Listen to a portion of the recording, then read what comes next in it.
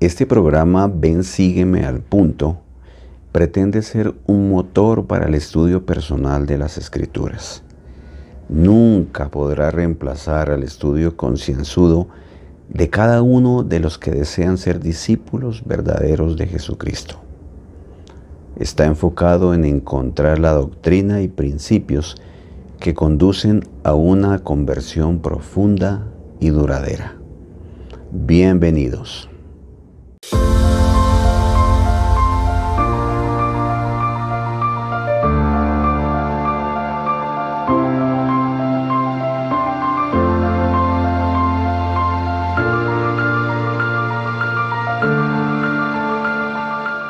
Apreciados hermanos y amigos, reciban un saludo de mi parte. Hoy nos encontramos otra vez para aprender un poco del Evangelio en este programa que se llama Ven Sígueme al Punto. Y como ustedes saben, esta semana estamos estudiando Juan 2, 3 y 4. Entonces, vamos a empezar un poquito mirando lo que encontramos ahí. Yo quisiera hacer dos comentarios no muy profundos. Tengo un punto especial para profundizar, pero quiero compartir otras ideas que encontramos en estas escrituras. La primera idea yo quiero comentarles en cuanto a Nicodemo y en cuanto a la mujer samaritana. Nosotros encontramos allí en estas historias a Nicodemo hablando con el Salvador y el Salvador tratando de explicarle a él en cuanto a la importancia de nacer de nuevo, y encontramos a Nicodemo haciendo una pregunta como fuera de lugar, que si un hombre puede entrar de nuevo en el vientre de su madre y nacer. Eso cuando el Salvador le dijo con respecto a nacer de nuevo. Por un lado, Nicodemo con esa percepción, ¿no? En cuanto a la mujer samaritana, algo parecido, porque el Salvador le dice a ella del agua que él le ofrece y que ella no tendría más sed. Y entonces ella le dice: Señor, dame de esa agua para que yo no vuelva a tener sed y no tenga que venir aquí a este pozo a sacarla.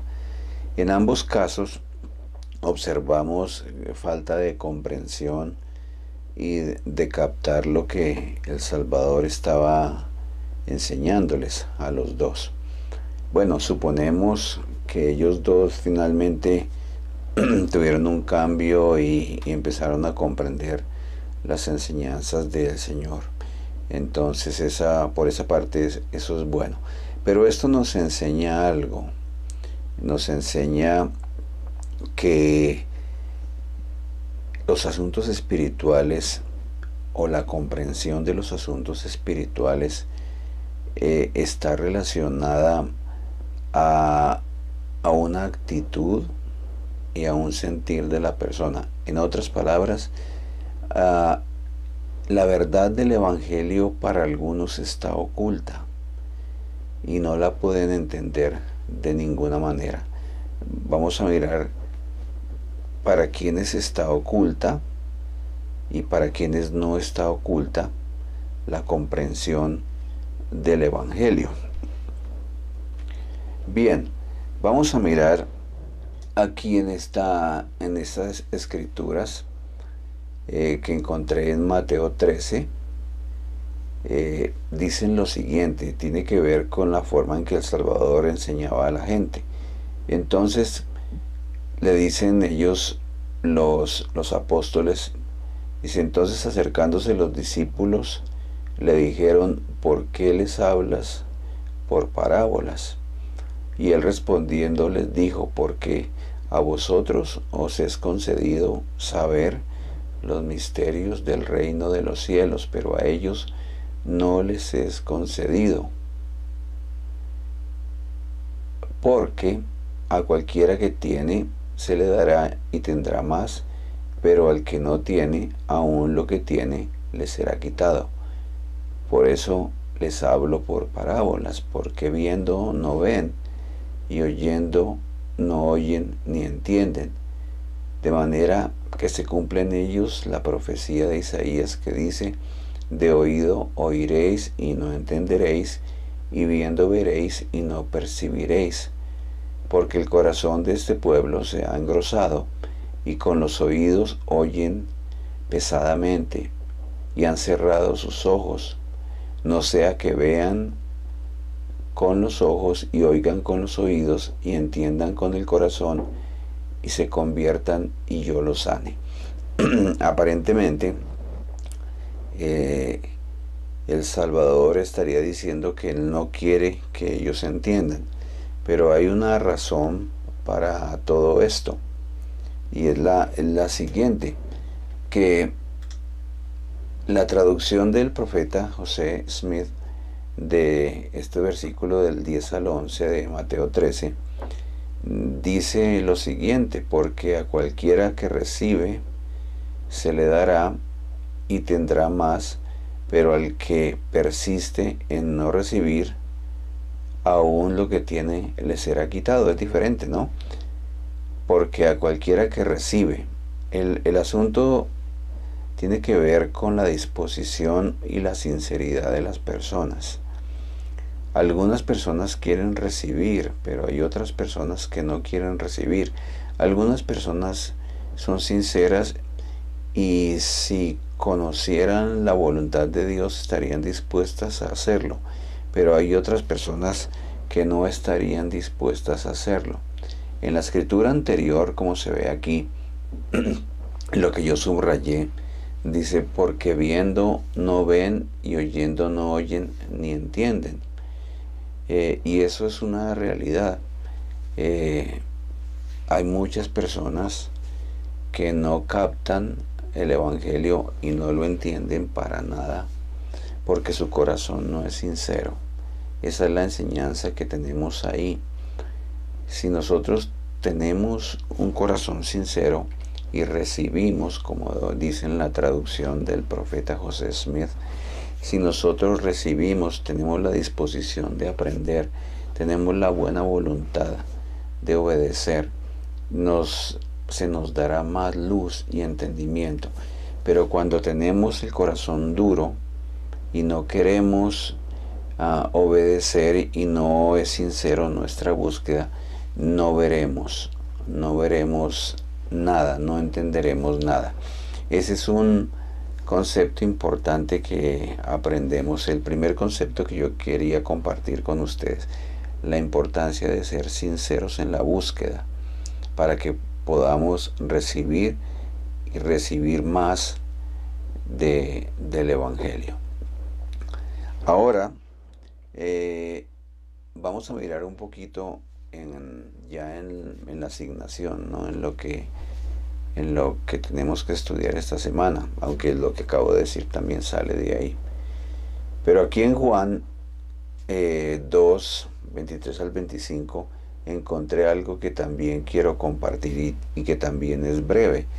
Dice: y estando en Jerusalén en la Pascua, en el día de la fiesta, muchos creyeron en su nombre, viendo los milagros que hacía.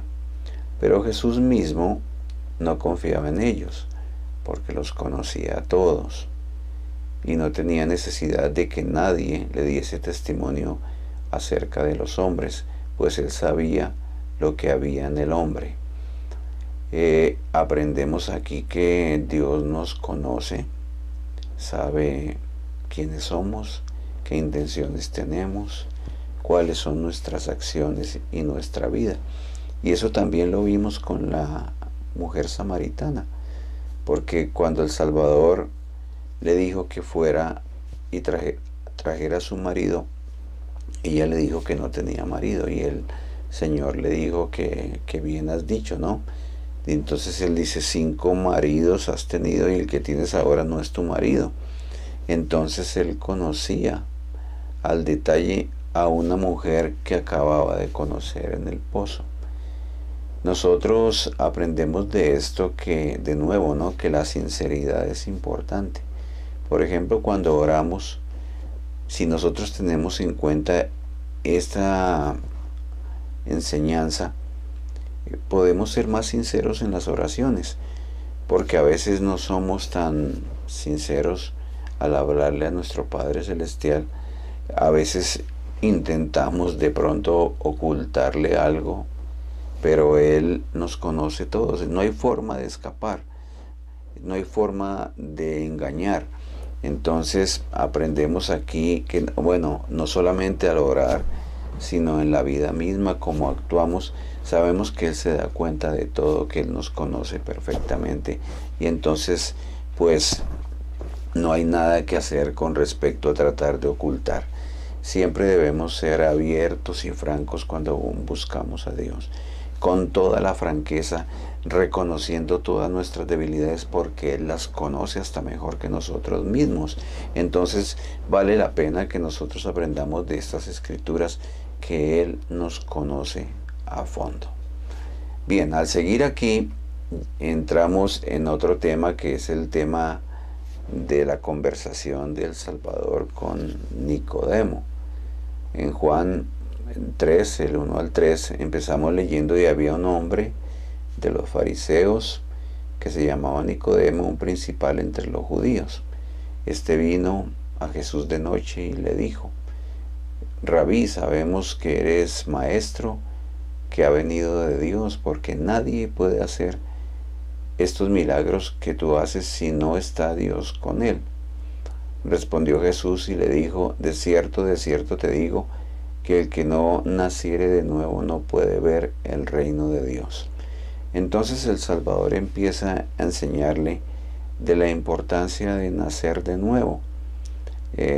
Existe esa idea, existe un nuevo nacimiento. En el Evangelio del Salvador existe la doctrina de nacer de nuevo. Ahora déjenme mostrarles lo siguiente con respecto a nacer de nuevo. Tendría que quedarme mucho en este punto, porque es lo más importante. Y nosotros necesitamos profundizar en esta comprensión. Entonces voy a utilizar varios fragmentos de un discurso del presidente Dallin H. Oaks, que lo expresó cuando era apóstol hace varios años. Pero esto tiene que ver mucho con ese nacer de nuevo y nacer del Espíritu. Y vale la pena, vale mucho la pena tratar este tema. Él dice: somos merecedores de la vida eterna a través de un proceso de conversión. Muy bien. De la manera que aquí se utiliza esta palabra, de muchas acepciones, significa no solo estar convencidos, sino también un profundo cambio de actitud. Jesús utilizó este significado cuando enseñó a su apóstol principal la diferencia que existe entre el testimonio y la conversión. Entonces aquí vamos a ver algo fabuloso. Una enseñanza valiosísima,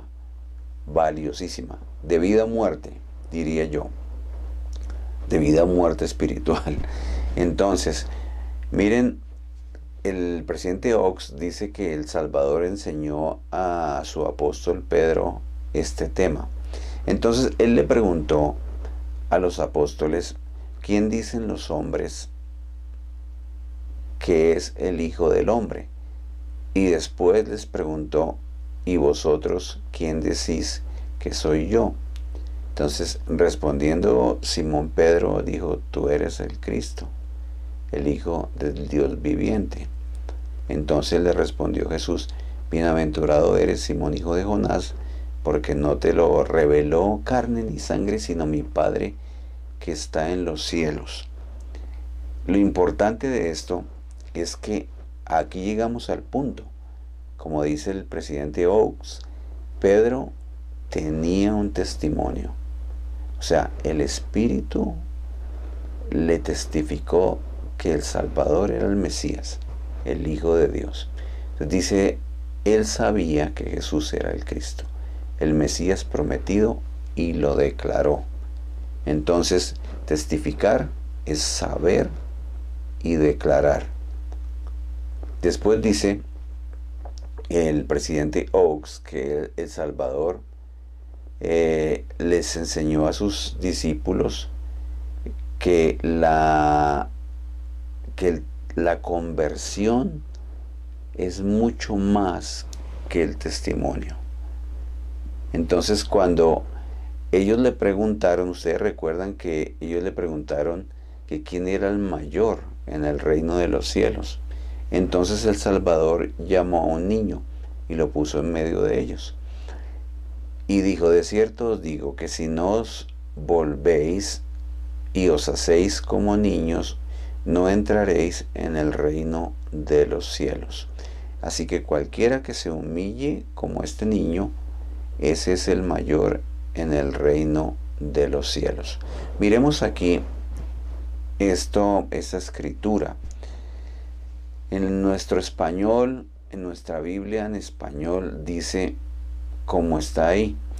Pero en la Biblia de inglés, la versión del Rey Santiago, dice: de cierto os digo que si no os convertís y os hacéis y os volvéis como niños, no entraréis en el reino de los cielos.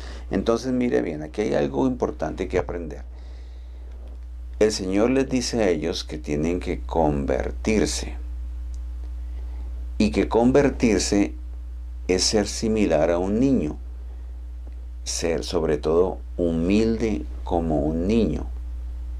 Pero Él es claro en decir que a menos que eso ocurra, no podemos entrar en el reino de los cielos.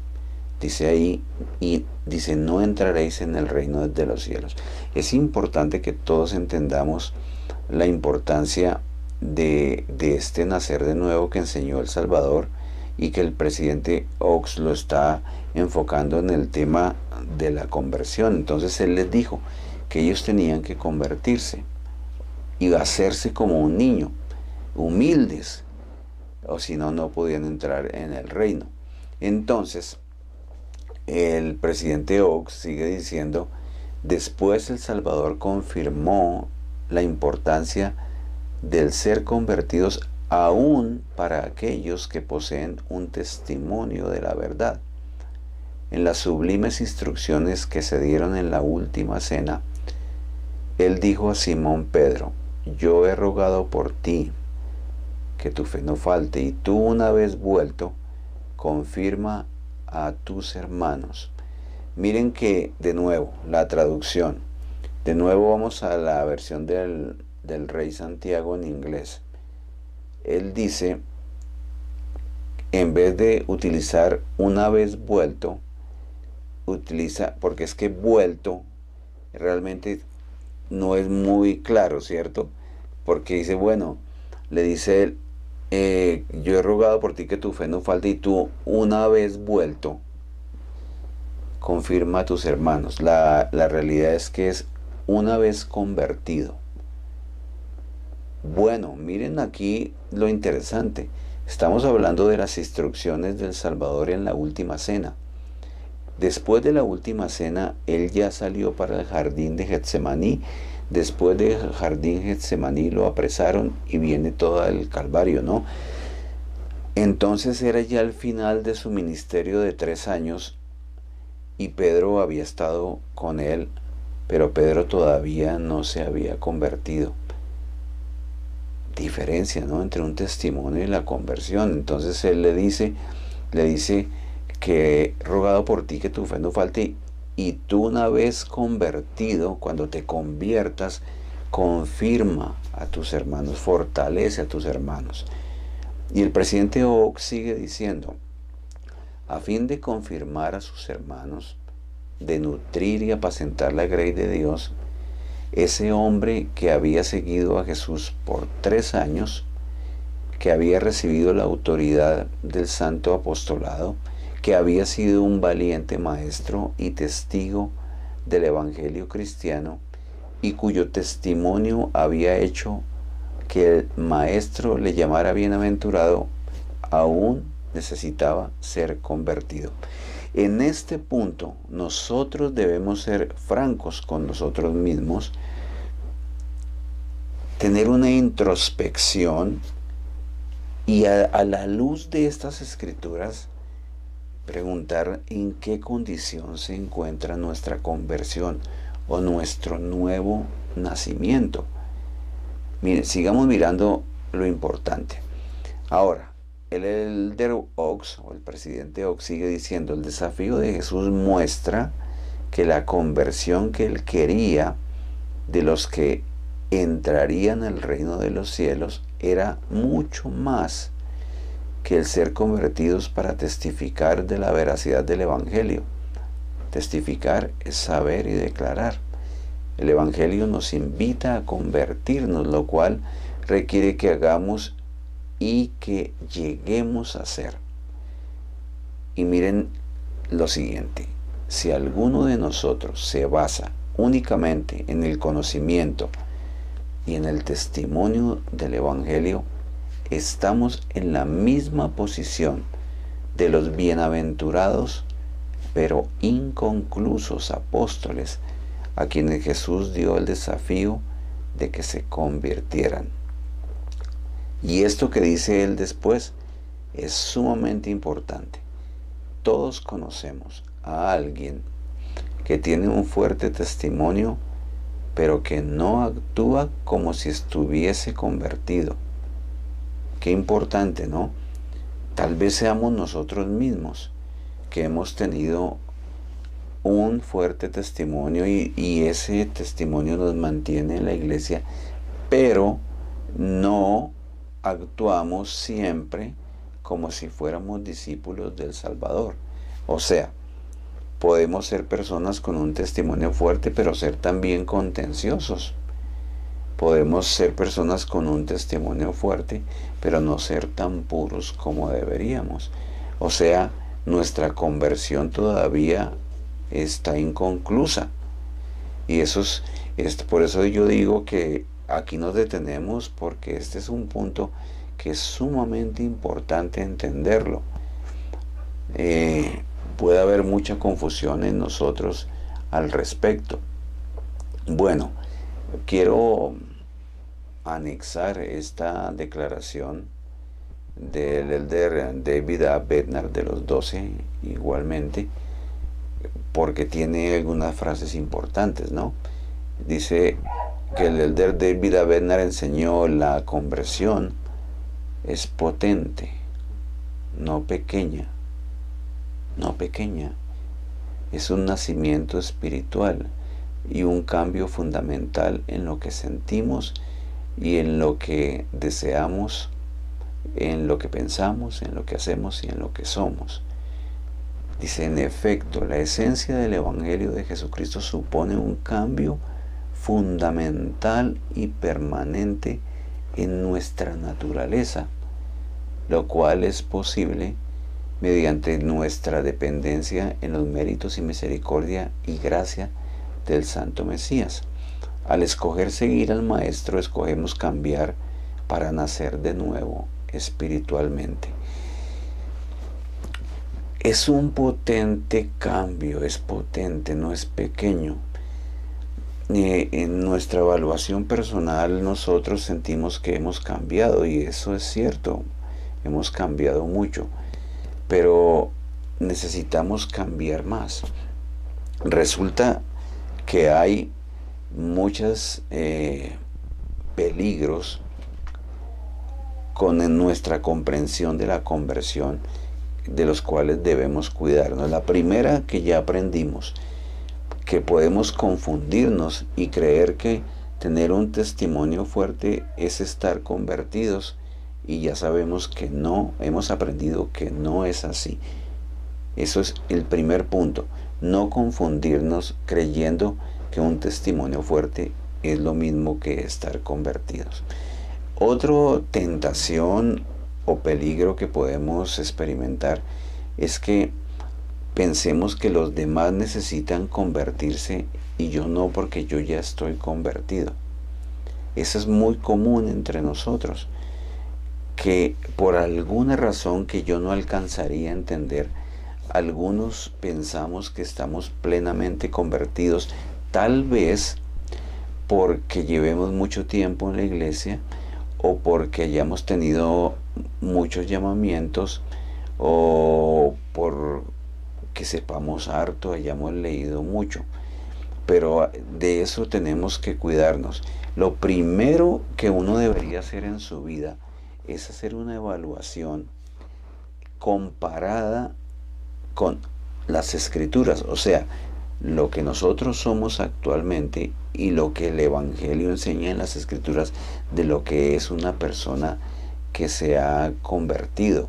Y entonces podemos darnos cuenta en qué condición se encuentra nuestra conversión. Ustedes ni se imaginan, o me imagino que sí, lo serio que es esto. Porque recuerden que cuando Alma, el hijo, tuvo su conversión milagrosa, el Señor le dijo que este cambio de estado, de un estado caído a un estado de rectitud, debería ocurrirle a todas las personas, a todas las personas que hay en este mundo, y que era absolutamente imposible heredar el reino de Dios sin esta transformación. Y miren que es obvio, ¿no? Porque como yo decía hace un momento, nuestro Padre Celestial ha proyectado que nosotros nos desarrollemos porque somos sus hijos, porque tenemos su esencia, porque podemos desarrollarnos hasta el punto de llegar a ser como Él, y es lo que Él nos ha planteado, sí, que lleguemos a progresar hasta el punto de ser como Él. Y entonces Él organiza un plan que logre ese objetivo. Ese es el objetivo central. El objetivo central del Evangelio no es que hagamos una y otra cosa, porque podemos hacer una y otra cosa, pero es el cambio de un estado caído a un estado de rectitud. Esto lo llamamos nacer de nuevo, lo llamamos conversión, lo llamamos potente cambio, nacer del Espíritu. Tiene varios nombres, pero básicamente es lo mismo. Tiene que ver con una transformación que se logra con el esfuerzo personal y con el poder de la gracia, que nos ayuda a santificarnos. La gracia la recibimos mediante la influencia del Espíritu Santo. El Espíritu Santo, aparte de ser un revelador, de inspirarnos, de ayudarnos a discernir, de recordarnos el Evangelio, Él es un santificador. Él literalmente, su influencia nos ayuda a sacar toda la impureza que tenemos. A menos que esta experiencia nos ocurra, no podríamos aspirar a lo que llamamos la exaltación. No podríamos. Entonces este es el punto más importante de estos capítulos. Y por eso yo me detengo acá y recuerdo los peligros. Miren, vuelvo a la explicación que ya he dado en otras ocasiones. Hay características en las escrituras de las personas que están convertidas. Habla de que pierden el deseo de pecar. Habla que aborrecen el pecado. Habla que ellos desean compartir el Evangelio. La primera sensación que tienen es compartir el Evangelio. Y obviamente el sentimiento de ayudar a otros a lograr la salvación. Y esas personas en ese estado de conversión no pueden soportar que alma alguna vaya a perderse. Por lo tanto, están llenos de amor. Y al estar llenos de amor, por eso no pierden la oportunidad de enseñar el Evangelio a otros. Y también están muy involucrados en salvar a sus antepasados. Cuando nosotros somos descuidados en ayudar a nuestros antepasados y somos descuidados en hablarles a otros del Evangelio, tengamos la plena seguridad que nuestra conversión todavía es superficial. Porque lo que eso significa es que nosotros todavía no amamos tanto. Y como no amamos tanto, somos muy indiferentes a las personas. Por eso, de la misma manera, una persona que todavía no ha logrado convertirse plenamente es rencorosa. Tiene sentimientos de venganza, es contenciosa, conflictiva, tiene ira y enojo, bueno, envidia. Eso es lo más importante. Miren por qué analizamos eso. Porque a veces nosotros creemos que hacer es suficiente. El elder Robbins, Lynn Robbins, de los 70, dio un discurso muy potente que yo recuerdo que no alcanzó a durar 10 minutos, donde nos enseñó de ser o no ser. Pero él dijo lo siguiente, literalmente dijo: hacer sin ser es hipocresía. Y eso es fuerte para nosotros. Hacer sin ser es hipocresía. Yo puedo estar sellado en el templo, yo puedo ir al templo a menudo, pero si soy contencioso, según el elder Robbins, es hipocresía. Entonces, es importante que aprendamos los conceptos, entender como el Señor se tomó el tiempo para que Pedro entendiera que un testimonio no es lo mismo que conversión, que la conversión es mucho más. Entonces, yo creo que ahí hemos tenido una cantidad de ideas bastante valiosas de los simples versículos donde el Salvador se acerca a hablar con Nicodemo y le dice que el que no naciere del agua y del Espíritu no puede entrar en el reino de Dios. Y nacer del agua, pues lo entendemos, el bautismo. Pero nacer del Espíritu a veces no lo entendemos. Y un punto final que queda como para reflexión, porque todavía yo, por lo menos yo, creo que tengo harto que seguir escarbando para llegar a comprenderlo plenamente. Perdón. Pero una cosa que es muy escuchada cuando hablamos de conversión es decir que es un proceso. Que es un proceso de toda la vida, y muy seguramente sí. Pero lo que yo quiero preguntar es, cuando el Salvador le dijo a Pedro que cuando se convirtiera fortaleciera a sus hermanos, yo me pregunto, si es un proceso de toda la vida, ¿cuándo se convirtió Pedro? Y todos sabemos que él sí se convirtió. A mí me llama mucho la atención esa escritura y la tengo aquí lista porque sí, es una escritura impresionante. A mí me impresionó leer esto. Conversación entre Pedro y el Salvador, y Pedro le dice acá, estoy en Juan 13 del 36 al 38. Miren, le dijo Simón Pedro: Señor, ¿a dónde vas? Jesús le respondió: a donde yo voy no me puedes seguir ahora, pero me seguirás después. Le dijo Pedro: Señor, ¿por qué no te puedo seguir ahora? Mi vida pondré por ti. El testimonio de Pedro era muy fuerte, y Pedro era un hombre muy sincero. Él amaba al Salvador, se nota palpable. ¿Por qué no puedo ir contigo? Mi vida pondré por ti. Pero el Salvador le dice, Jesús le respondió: ¿tu vida pondrás por mí? Y a mí me impacta esa pregunta, porque el Señor es como si cuando Pedro le dijo que mi vida pondré por ti, Es como si Salvador hubiera volteado su cabeza y le hubiera quedado mirando a sus ojos y le hubiera dicho, ¿tu vida pondrás por mí? Como si él le dijera, ¿tú sabes qué estás diciendo?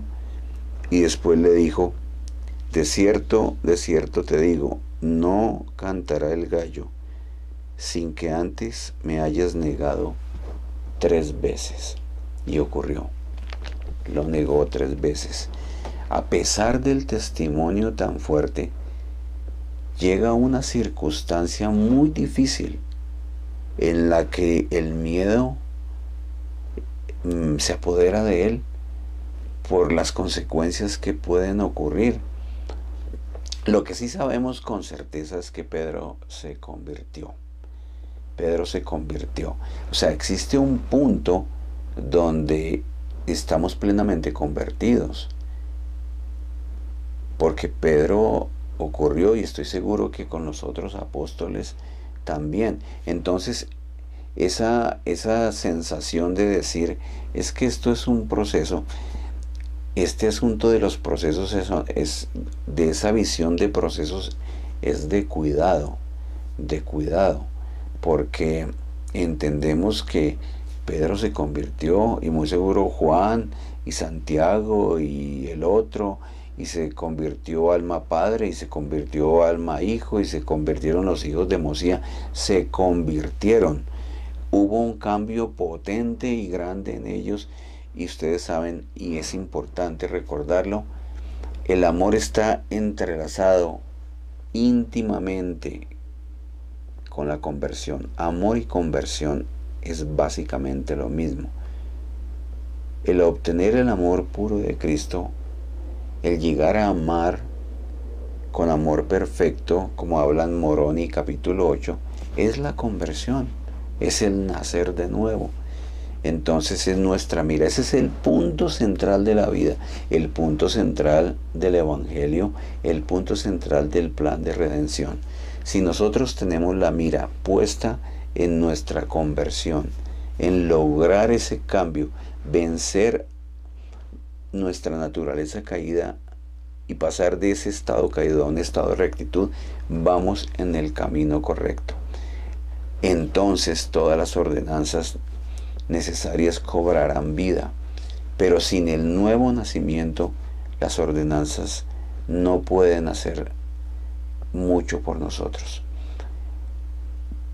Les testifico que el Señor quiere que nazcamos de nuevo para ver el reino de Dios y también para entrar en él, y que esto es un hecho posible si nosotros nos esforzamos y buscamos también el poder de la gracia para cambiar. Muy bien, hemos terminado por hoy esta lección y he tomado 3 punticos, pero principalmente el de la conversación con Nicodemo.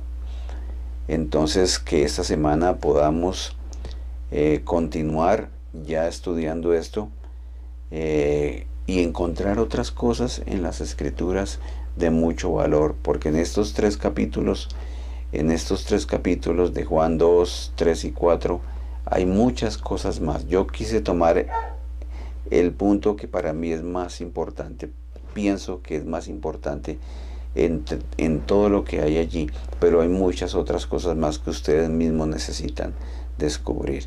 Nos vemos entonces en la próxima semana para analizar la siguiente clase de Ven, sígueme al punto. Vamos, es al punto. Chao, que estén muy bien.